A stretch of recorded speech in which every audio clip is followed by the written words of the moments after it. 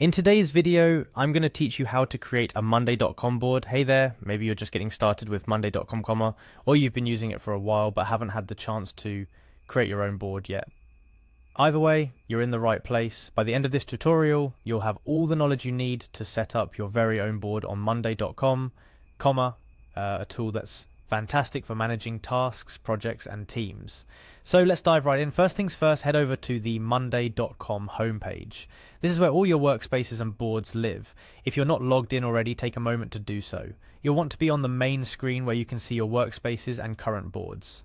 From here, you're going to look for the main workspace area.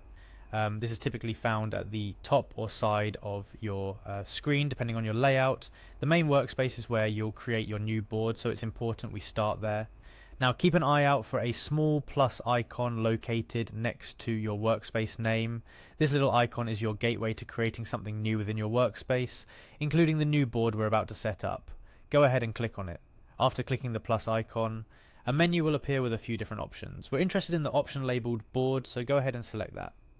This step is your first active move towards creating a new board, so it's pretty exciting. Next, you'll be prompted to name your board. This is where you can get creative, but try to choose a name that clearly describes what the board is for. Whether it's a specific project, team management, or even your weekly to-do list, a descriptive name will make it easier for you and anyone else who might be using this board to find and use it. With your board named, it's time to decide on its privacy settings. This step is crucial because it determines who can see and interact with your board. You'll have a few options here: main, private, or shareable. If you're managing a team or project where visibility is key, you might opt for main or shareable. On the other hand, if this board contains information that's not for everyone's eyes, private is the way to go. Moving forward, you'll see a section asking you to select what you're managing with this board. Monday.com offers a variety of options to tailor your board exactly to your needs. Whether it's tasks, projects, workflows, or something else, take a moment to browse through the options and choose the one that best fits what you're trying to achieve. Once you've made your selection, you're almost at the finish line. All that's left to do is click on Create Board. With that final click, your new board will come to life, ready for you to customize, populate with tasks and projects, and start managing more efficiently. But before you dive into filling your board with tasks and timelines, take a moment to explore the features available to you. Monday.com offers a variety of widgets and integrations that can make your board even more powerful.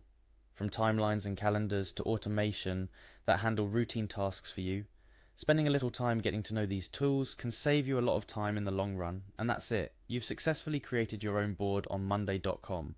From here, the possibilities are nearly endless. You can invite teammates to collaborate, set up integrations to streamline your workflow, or dive into advanced features like automations. Creating a board on Monday.com is just the beginning.